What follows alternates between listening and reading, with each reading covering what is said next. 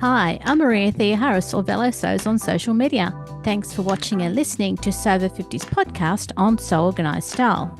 Remember to support Sew Organised Style podcast through our Patreon account each month. A few dollars each month helps me know you'd like to hear from people in the sewing community. Today's guest is Natalie Chim, and I'm hoping that you'll love to hear her sewing perspective today. Let's watch and listen to Natalie now. Natalie Chim, thank you for coming on to Sew Over 50's podcast on Sew Organised Style. I've been following you for so long, and finally we get together on the podcast. So thank you. Thank you for having me on. My pleasure. Should we let our listeners know how we finally got to meet in real life the other day? Yes. What did you do, and how did we start to figure out we were in the same place? Well, I happened to be on holiday in Newcastle and I was just posting photos of my holidays to stories, and the next minute I receive a message from Maria saying, "Are you going to Newcastle Frogtails?" And I'm like, "No, I don't know anything about it." And then I asked, "Well, where are you?" And she said, "I'm staying at the such and such hotel." Yeah. And I said, "Oh, that's just down the road from me." And so you suggested we meet for a coffee, and we did. And we've been waiting to meet for so long. I think we tried to meet up in Melbourne because you're in Sydney and I'm in Melbourne, and that didn't work out. And so of all the places, just out of the blue, here we are. And then we ran into each other at the museum and we had another lovely chat. Newcastle is a big place, but it's also a small place It's where very there's a bunch small. of people who sew. I was so pleased that you said, yes, let's meet for coffee, because I thought, oh, this is so exciting. I do get excited when I meet people when we're on the road or even in Sydney. So if people want to know how to follow you on Instagram, what's your account name? Oh, it's terrible. People can't pronounce it. It's Natalie C. Sews.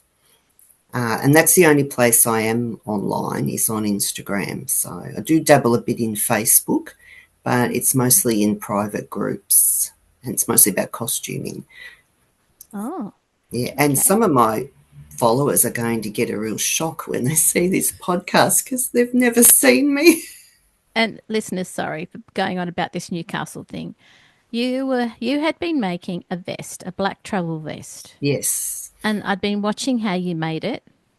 And so, thankfully for me, when you approached me when we were at coffee, you were wearing that vest. So I thought, that's got to be Natalie. Yes. Because otherwise you didn't know what I would look like. No. Yeah, so I thought I'll wear the vest because Maria will recognise it. You And were I was right. also, because I took it on holiday to try it out, but it was just too hot in Newcastle to wear it. In February, yeah.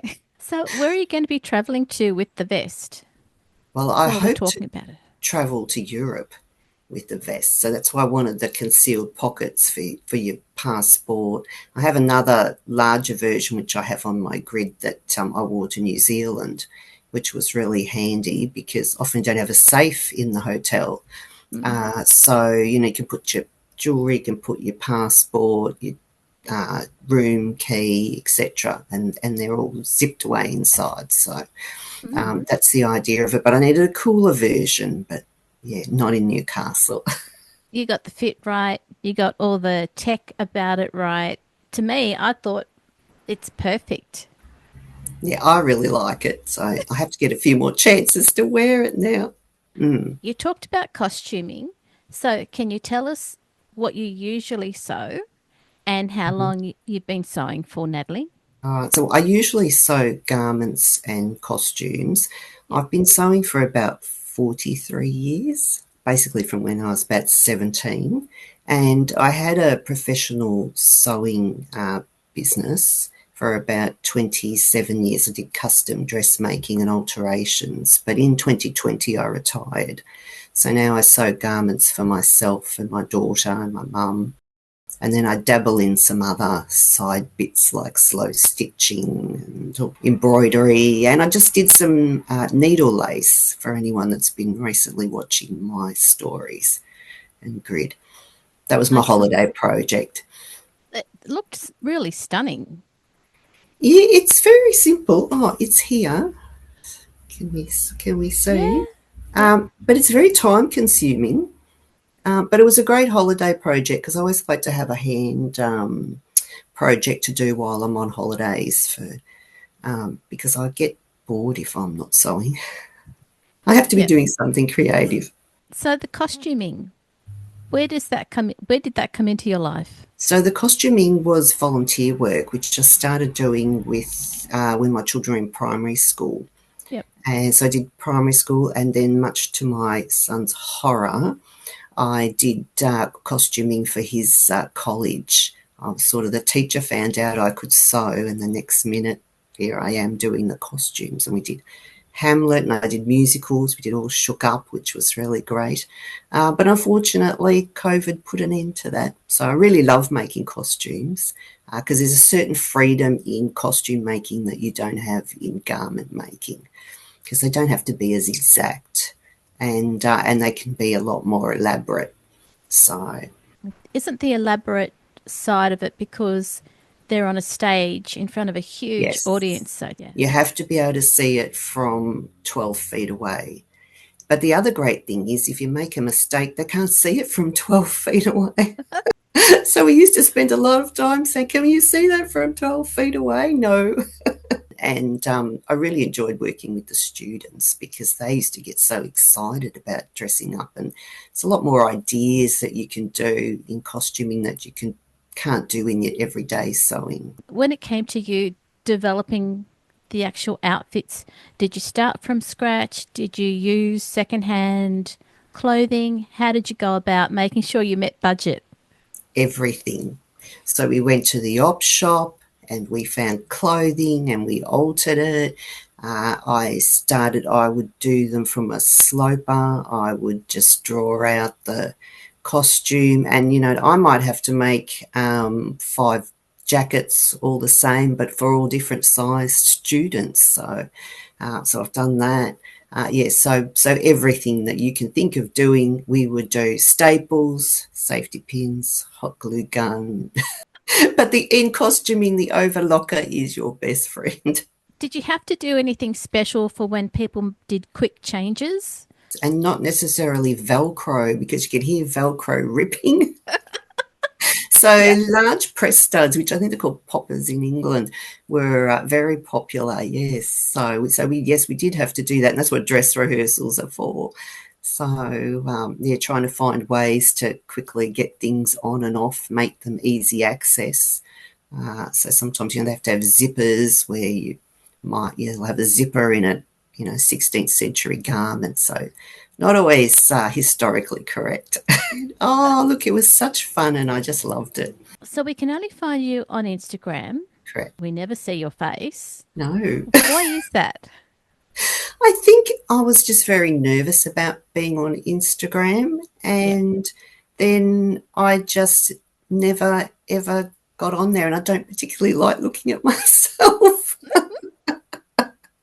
And I only recently, when I did those linen trousers, Yeah. I thought, oh, I can't put them on my mannequin. So I actually learned how to use the time setting on your phone to take the photos. But then I just cut my head out. Listeners and viewers, Natalie was wearing those trousers that she's talking about. Yes. So that was the other thing that I thought, Oh, yeah, this has got to be Natalie, was the vest and the trousers. yeah, well, the linen, fantastic for Newcastle. I'd just live in linen if I lived there. What state is your sewing room in? Because we can see it from here. Yes, so it's fairly tidy at the moment because I don't have any major projects going on. So I'm just dabbling in small projects. How did you discover the Sober 50 community? Oh, that's a story. I think they discovered me. I joined Instagram in February of 2020, not knowing that in another month's time we were going to be in the middle of a pandemic. Yeah. And I think they found me, and it was really great because I was at home. I was in Victoria. We were in lockdown. Oh, yeah. I think that's how I found you, I think, through So Over 50. So Mm, Sandy and I can't remember the other lady's name. Judith. Judith. They do an amazing job of running the Sew Over 50 account. So, Yeah. so it was great to see other sewers and, and be inspired by what they were doing. So, Yeah. And at the moment, I've been in the Sober 50 editor team, and yes, it's quite often that when people see the posts that I put up, they're usually quite technical, and I love all the technical posts that you put yes. up. Yeah. Well, I love the posts that you put up, especially the ones about how to use Instagram, Oh, the reels. the reel, and all the different things that you do, because often a lot of us don't know how to do these sort of more technical things. So Yeah. it's been a great learning experience. Yeah. Um, yeah, Good. At but least, I mean, I don't have a grandchild to say, hey, so and so, can you show me how to yes, do X, Y, and Z? And I think, okay, a lot of people might be in that position. So correct. maybe I should be putting these bits that I know onto the So Organized Style Instagram account that people can see. Yes. Just, yeah. And I also put them on YouTube as well. So Mm-hmm. they'll be up there. They're always available. Yeah. Yeah, so that's great. But did you mean technical things as in sewing technical Yeah, so the posts? posts that I do for Sober 50 usually have a Mm. technical bent. I mean, I love the great photography that people do and how they Mm. share, but I think I'm just a sewing nerd. Well, I definitely am. And my whole Instagram is about showing the journey of what Mm, I'm doing, not just the finished product. And the reason I do that is so that I can share what I've learned over my 43 years of sewing to give people, tips and tricks that they can do. And I've mm. had feedback from people who've messaged me and said, oh, I was about to do that and didn't know how to do it. And you've shown me. So it's a great way. It's a great teaching tool, actually. You and I talked about teaching and where to go to learn, and I think that was one of the things that I really wanted for you to be able to talk to us about. So if I knew someone who was just leaving school and Mm. wanted to start to sew, what advice would you give them? Because Well, there's so many resources available now that I didn't have when I was learning. Because the problem with the internet is it's so vast. You don't know where or who is providing really good information. So that's why I like to post my sort of techniques, etc., to Instagram. But I also like to share in my stories people I find on Instagram who I know are doing really good work. I have a friend, Trisha Camaccio, and she's from Creative Costume Academy. She has a mission to help people learn pattern making. And I wish I'd had these sort of resources when I was starting out. I went to trade school to learn, and you learn from scratch. And this is going to go off topic, but you learn from scratch. I have a passion for pattern making, and it's really hard to learn. And a lot of people don't like having to draft the slopers from scratch. So her mission is to help people start with a sloper or a commercial pattern and be able to alter them and hack them to get the designs that they want, because otherwise you just lose interest. I remember being in class, and I'm a real pattern making nerd, so I loved it. I thought it was great, but other people, they were just dropping because it was a lot of math and hard work. So mm, I think if people can start from a better place and quickly learn and get into the fun part, then they're more likely to continue on with it. So, and Trisha's so good. She just did a boot camp. She does a week of the Fitabulous Fit Boot Camp, a week of free how you manipulate darts and how you do a fitting on a skirt. And I think she does a bodice as well, and shows you how to do that. And that's all for free. And then you can join her pattern place if you want to. So that's one great resource. But there's so many great resources out there. But why I put it to my stories is because I'll look at them and I know from my experience, yes, that person knows what they're talking about. And other ones I might look at and think, no. Because it's really hard for beginner sewists. I find with like the big 4 patterns, when I'd get the pattern instructions, you'd look at them, they put the hardest methods of constructing a garment. And when I went to, so we haven't done my history, but when I went to the Melbourne School of Fashion, I had a brilliant teacher and she taught us industry methods. And I was just like shocked. Here were these easy ways to make a welt pocket, to put a zipper in. I would encourage beginner sewists to go and look for garment construction techniques beyond the pattern instructions that they're using, things that, and have a look around on the internet. There's a good book here. It's they're mostly old books now, but this is I can get it lined up. This is a good book. Yeah, it's Sewing Secrets from the Fashion Industry. It's edited by Susan Huxley. I think I used it recently to put the pocket in my linen pants. And that worked. So that's my advice to beginners. Find good resources, find good books, find good people on the internet. If you're into vintage patterns, Charlotta from Charlotta's Pattern Cutting School very generously shows how to analyse patterns and use patterns. You gave me a reason why you, with your account, will let people know about other larger accounts with resources. Yeah, well, predominantly because having all my experience, I know whether they're a good teacher or not. And I can see their work and know whether they're a good resource. Okay. Because, as I said before, there's lots of resources on the internet, but if you're a beginner, how do you know what you don't know? So you need to find people who can say, yes, there's a lot of courses and things that you can do, but you want to make sure that you're going to get good quality teaching for the money that you're paying. So that's why I like to recommend Trisha and Charlotta. But you know that when you go with those people, you are going to get quality teaching. And I think that's really important. So you're learning. Where did you go? So I started out with the traditional little Barbie doll story. Don't we all have that story? Did you make clothes for your Barbie doll? No, but a lot of people did. They did, I had a little children's sock and I sewed it up the middle of the trousers and then she couldn't move her legs. Oh. And then I thought, so I sewed a little U shape and cut it up the middle and then she could move her legs.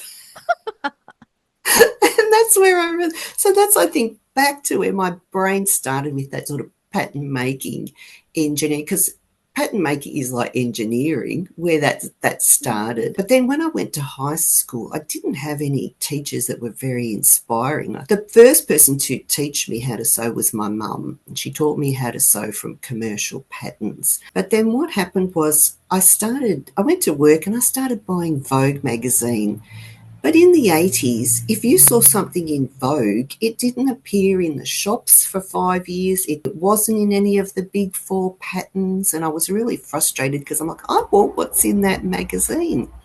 Luckily, a colleague at work said to me, my cousin's going to the Melbourne College of Textiles, which is now run by RMIT. She said she's learning how to make patterns. So I rang up and I went along, and as I said, after 2 weeks I was in. I loved it. So I did that. But the problem with a trade school is that they teach you how to make a standard size 12. And then you grade up from that. So once I'd finished, I was trying to make garments for myself, but I wasn't a standard size 12. And you wouldn't believe who actually taught me fitting: my dad. Because my dad had worked in the rag trade for all his career. He'd worked for Rex Bilton Van Heusen shirts, and they were selling to Henry Bucks. He had a lot of knowledge about high-end shirts and things. And then he ended his career at Coles Myer doing their quality control. So he actually taught me how to, to take in things and fit them. And then I went to the Melbourne School of Fashion because I started working professionally and realised I needed to up my game in the garment construction area because I had the pattern making knowledge, but I didn't have that professional garment construction. So I went to the Melbourne School of Fashion. That's where I met my teacher, and she just taught us all amazing methods in day wear. We did evening wear, we did blazers. My daughter's still wearing one of the blazers that I made 30 years ago. So that was great. And I've got sample books. So that's another thing I would recommend to beginners. When you find a great technique, make samples, keep notes so that you have it as build a good reference library of techniques that you can use. And Lydia, she really sort of impressed on us, have more than one technique to use, like have a lot of techniques in your toolbox, and I'll explain a bit later why that is when we talk about returning sewers. Oh, okay. Yeah. Well, let's talk about it now. All right, for returning. The advice that you'd give to people who are coming back to sewing after not sewing for many years. That's a really good segue Well, I in. think they'll have the sewing knowledge because I think that the sewing muscle lasts. But I've got 3 areas I think they should look at. So I think they should really learn about fabrics, because I had an aha moment. I was sewing a bridesmaid's dress and I had this chiffon and I'm trying to get this technique to work on this chiffon. It's not working. So I thought I'll try something else. So I tried another technique, probably looked in Threads magazine because that was one of my great resources, and found this other technique and it worked. And I went, oh, I should be listening to the fabric, not to what I want to impose on the fabric. So that started a great exploration of fabrics. My husband would come home, what's that smell? I was burning fabrics in the laundry. Trying to find what's a natural fabric, what's a synthetic, because you sew natural fabrics in a different way to what you sew the man-made fabrics. You need to use different techniques. Costuming disasters. The lady that was designing, she made these jackets for the boys. It was a polyester fabric. She made this really large head of the sleeve, and I thought to myself, I'm never going to gather that into the armhole because I can't shrink it with steam like you can with wool. And so, that's not going to work. Had to completely do something different. But you worked it out because of the Did work. fabric. Well, because I had the knowledge and I knew from the start it wasn't going to work. That's where experience comes in handy. So I think I sewed them in flat and then cut off the extra. I put my hands over ears and go, la, la, la. Pretend I didn't hear that. Because you just can't do. If it had been a wool fabric, it would have been fine, but you just couldn't. And it was thick, so it was really unforgiving. So, so that's where experience comes in. So, so know your fabrics, learn what's the best techniques to use on fabrics. And then the next part is get into pattern making and fitting, and try and get the best fit on your body that you can, and there's lots of great resources. There's a great book. I wish I had this book when I was trying to fit all my clients. I used to experiment on my clients. Susan Calci recommended this book.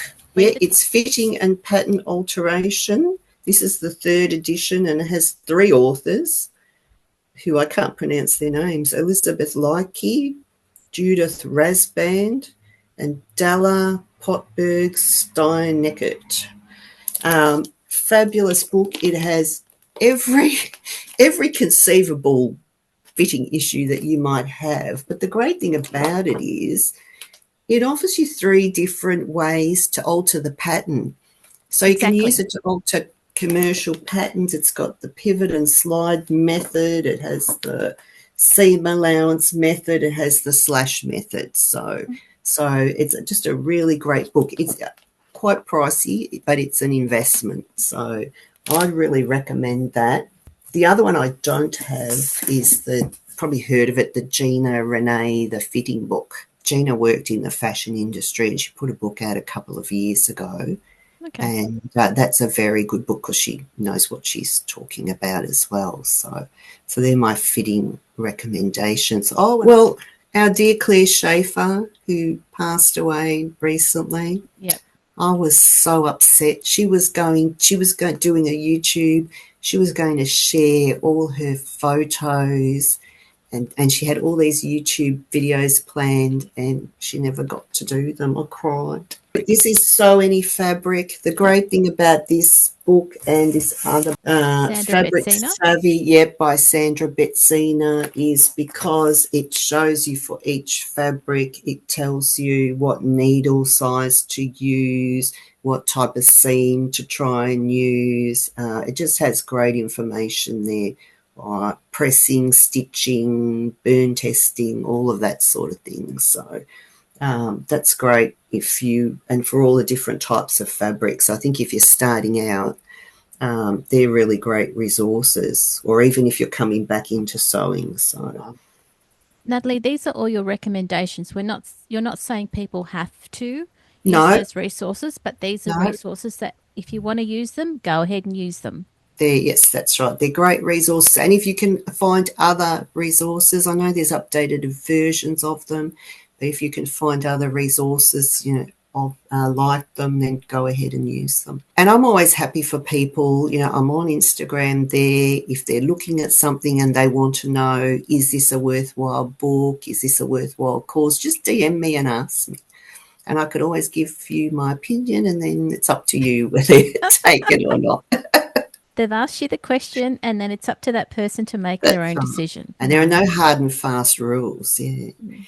My final one was on garment construction, so finding, really good techniques that you can use. So, and upping your game.